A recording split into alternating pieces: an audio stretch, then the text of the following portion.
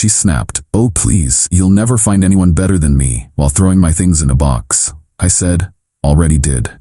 When she scrolled social media and saw my new post, her friends' comments hurt worse than I ever could.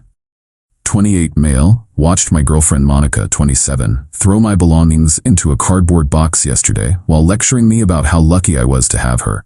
The irony was beautiful. We'd been together 3 years, living together for 1. And for the past 8 months, she's been treating me like her personal assistant/ATM emotional punching bag, while constantly reminding me how grateful I should be that someone like her even looked at someone like me. See, Monica's conventionally attractive, like really attractive. The kind of attractive where she's never had to develop a personality because people just give her things. She knows it, weaponizes it, and honestly believes it's the only currency that matters in a relationship. What triggered yesterday's performance? I forgot to pick up her dry cleaning. That's it. After working a 12-hour shift, grabbing groceries she texted me to get, and cooking dinner, I forgot the dry cleaning. She went nuclear. "You're useless, Trevor. Completely useless. I'm done pretending this is working." She started grabbing my stuff, my books, my gaming headset, the coffee mug my sister made me, just throwing them in this box while ranting about how I don't deserve her, how she's settling for me, how her ex Dimitri would never forget her dry cleaning. Dimitri. She brings him up constantly, the investment banker ex who apparently worshipped the ground she walked on. Cool. Wonder why they broke up then? Spoiler, I know why. His wife found out about Monica. As she's tossing my things around, she stops and looks at me with this smirk. The one she does when she thinks she's about to destroy someone. "You know what, Trevor? I'm done. We're over. Get your stuff and get out." I said, "Okay." She paused. That wasn't the reaction she expected. Usually I'd apologize, beg, promise to do better. Not this time. "Okay, that's it? You're not gonna fight for us?" "Nope." That's when she laughed. This cruel, dismissive laugh. "Oh please, you'll never find anyone better than me. Look at me, then look at yourself. You're lucky I even gave you 3 years. I looked her dead in the eyes and said, "Already did." The silence was incredible. Her face went through like 5 different emotions in 3 seconds. Confusion, disbelief, anger, more confusion. What's that supposed to mean? It means what I said. I already found someone better. Here's what Monica didn't know. I've been checked out for months. The constant belittling, the comparisons to her ex, the way she'd flirt with other guys in front of me, then gaslight me about being insecure. I was done, but I wanted to leave on my terms, with my dignity intact. I met Jade 2 months ago at a board game cafe.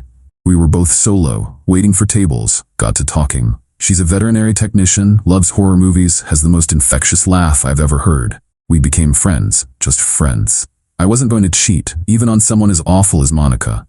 But Jade showed me something important, what it's like to be around someone who actually enjoys my company.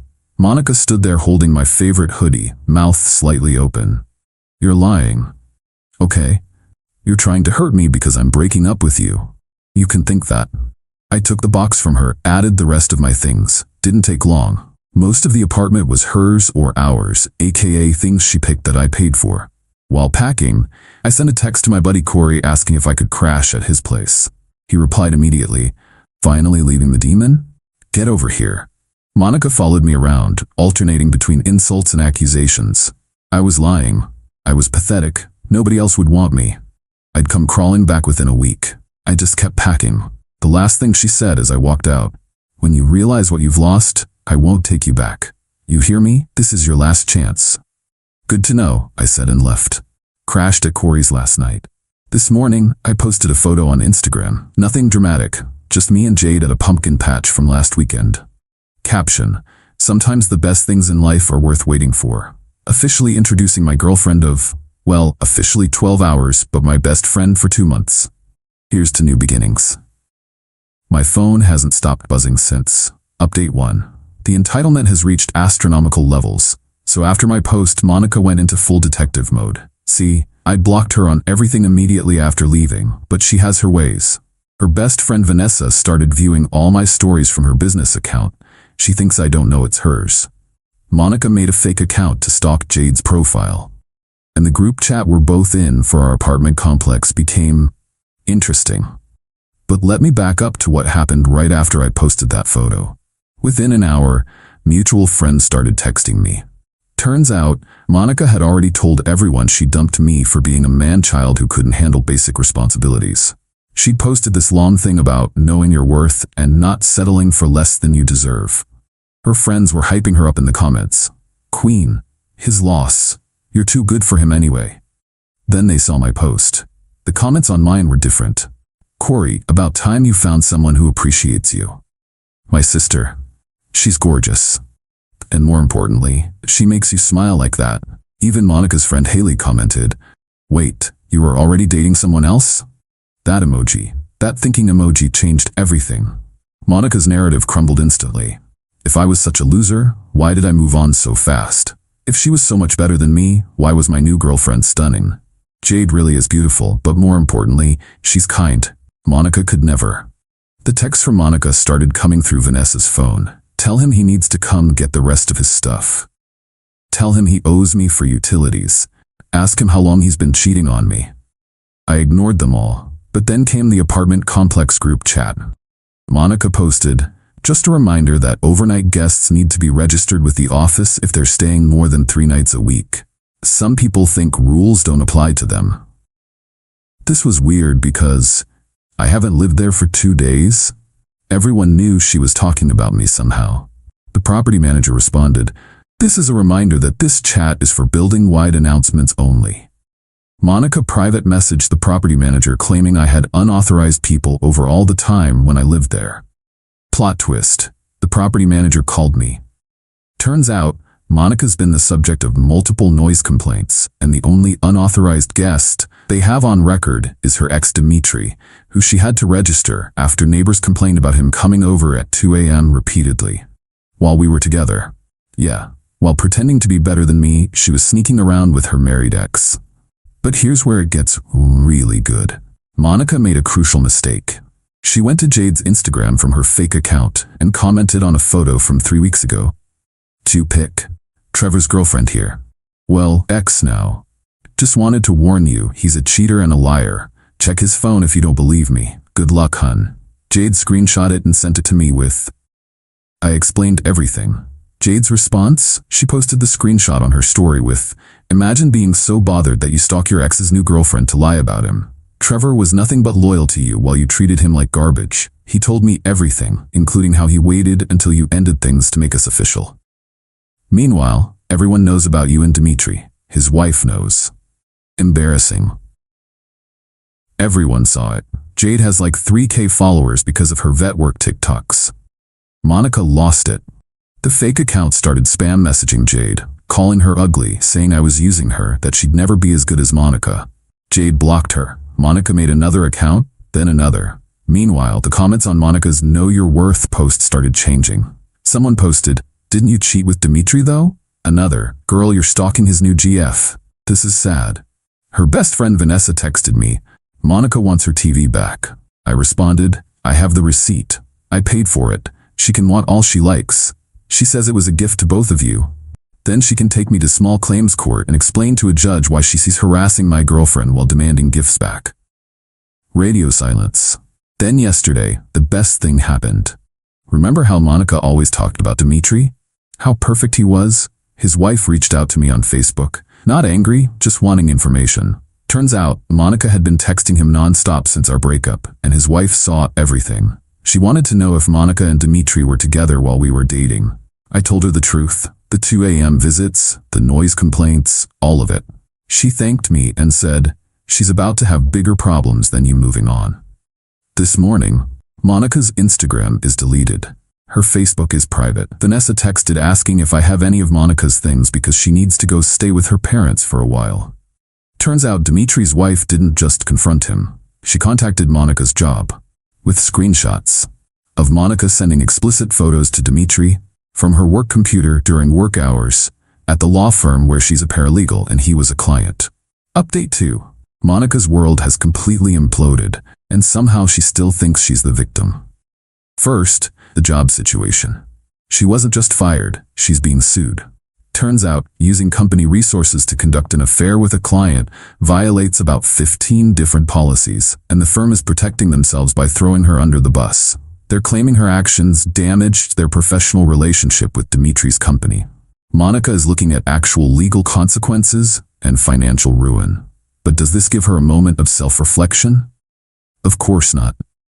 She showed up at Corey's place at 6 a.m. on Thursday, demanding to talk to me. Corey told her to leave. She refused, started screaming about how I ruined her life.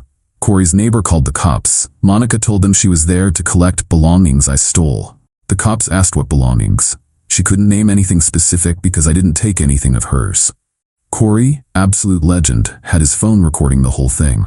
Monica, in front of 2 police officers, admitted she was only there to make Trevor understand what he's done. The cops warned her about harassment and told her to leave. She actually argued with them. He destroyed my career, my relationship, everything. One cop, deadpan, "Ma'am, did he force you to send inappropriate content from your work computer?" "That's not. He must have told them." Told who what? She couldn't answer because the truth was Dimitri's wife found everything on her own. After the cops left, Monica sat in her car outside for 3 hours. Corey's security cam caught everything. She was on the phone the entire time, probably trying to rally support. But here's the thing, her friends are done. Vanessa reached out to me again, not for Monica, but to apologize. She said she had no idea about Dimitri, no idea Monica was lying about our breakup, no idea about any of it. Then she told me what's been happening in their friend group. Monica has been borrowing money from everyone. Hundreds from one friend for car repairs that never happened. Thousands from another for medical bills that didn't exist. She used her looks and charm to manipulate everyone around her, and now that she needs actual help, nobody believes her. The group chat has been insane. Monica's friend Haley posted, "Does anyone else feel like we've been played?" Another friend, Simone, responded, "She told me Trevor was abusive. Now I find out she was cheating the whole time?" Monica tried damage control. "You don't understand the full situation, Haley. Then explain it. It's complicated." Simone, "It's really not. You cheated, got caught, got fired, and now you're stalking your ex and his new GF." "I'm not stalking anyone. Someone leaked the screenshots of all her fake accounts following Jade." The chat went quiet. Monica left the group, but the absolute best part happened yesterday. Monica's parents called me. They wanted to know what happened because Monica's story kept changing. First I cheated, then I was abusive, then I got her fired somehow. They seemed like decent people who were genuinely confused. I sent them everything. The screenshots of her harassing Jade, the security footage from Corey's place, the documentation about Dimitri, even the old texts where she admitted she was only with me because I worshipped her properly and paid for things. Her dad responded, "We're sorry for what our daughter put you through. We're getting her help." Help apparently means cutting her off financially until she gets therapy and a job. They're also making her move back home to a different state. Monica's final attempt at control came yesterday afternoon. She sent an email. I guess she realized I blocked her everywhere else, with the subject line, "You've won. Happy?" The email was unhinged. According to her, I manipulated her into breaking up with me. I orchestrated her affair being discovered. I sabotaged her career. I turned everyone against her. I trapped her into acting badly. Then came the kicker. "Despite everything you've done, I'm willing to forgive you. We can start over. I'll even accept your new little friend as an apology for now, but she needs to go eventually. You have 24 hours to respond or you'll never hear from me again." I forwarded it to her parents with, "This is why she needs professional help." Her mom called me an hour later in tears, apologizing repeatedly. They're moving her home this weekend. Final update. It's been 3 weeks since Monica left the state, and I thought I was done with this saga. I was wrong, but in the best possible way. Monica couldn't help herself. Even from states away, even after everything, she had to have the last word. She started a whole blog about surviving narcissistic abuse, where she painted herself as the victim of an elaborate scheme where I supposedly gaslit her for years. She changed names but kept enough details that anyone who knew us would know exactly who she was talking about. She wrote about how Kevin, me, isolated her from friends, manipulated her into depending on him, then discarded her for a younger woman when she tried to stand up for herself. How he got her fired through lies, turned her friends against her with manipulation, and left her with nothing. One problem, she shared it on LinkedIn to raise awareness about workplace abuse. Her former boss saw it. The law firm's senior partner saw it. Dimitri's wife definitely saw it. The law firm sent her a cease and desist for defamation and violation of her exit agreement. She'd signed something agreeing not to discuss the circumstances of her termination. But that wasn't the best part. Remember Jade? My girlfriend who Monica called little friend? She's not just a vet tech. She also runs a popular TikTok about pet care with 50K followers. She made a video, not mentioning Monica by name, but about people who create their own karma. The video went semi-viral, 2.3 million views. The comments were brutal. This is about that paralegal who stalked you, isn't it? Imagine fumbling a good man, then stalking his upgrade. The delusion is real with some people. But my favorite comment came from someone unexpected. Dimitri's wife commented, "Some people really think they're the main character in everyone's story. Reality hits different when you're actually just the villain. Thanks for being so kind to my husband and me during this mess, Jade. Trevor's lucky to have you." That comment alone got 45K likes. Monica saw it. Of course she saw it. She created another fake account to respond, but Jade's followers destroyed her so thoroughly she deleted it within hours. The last I heard from Monica directly was through her mom. She asked if I would consider writing a letter saying the blog wasn't about me, so the law firm would drop the legal threat. Her mom was embarrassed to even ask but felt obligated to try. I said no. Her mom understood. She also shared that Monica was in therapy now, but refused to accept any responsibility. Every session was about how everyone else wronged her. The therapist apparently told her parents it would be a long process. As for me, life is incredible. Jade and I are officially living together now, in a new place, fresh start. Corey was my best man at... Just kidding, we're not there yet. But we did adopt a cat together. Named him Karma. Jade thought it was hilarious. My favorite part of all this, last week one of Monica's former friends, Haley, reached out. She wanted to apologize for believing Monica's lies about me. We got coffee, and she told me the full extent of Monica's manipulation over the years. The lies, the borrowed money never returned, the boyfriends she stole just to prove she could. Then Haley said something that stuck with me. She always said you'd never find better than her. But I don't think she realized better didn't mean prettier or richer. It just meant kinder, and literally anyone is kinder than her. Yesterday, Jade and I were at the farmer's market when I ran into Monica's parents. They were visiting the area, and Monica wasn't with them. Her dad shook my hand and said, "I'm glad you got out, son. We're still trying to." Her mom hugged Jade and whispered, "Take care of him. He's one of the good ones." Monica's Instagram remains deleted. Her LinkedIn is gone after the law firm threatened legal action. Her blog was taken down.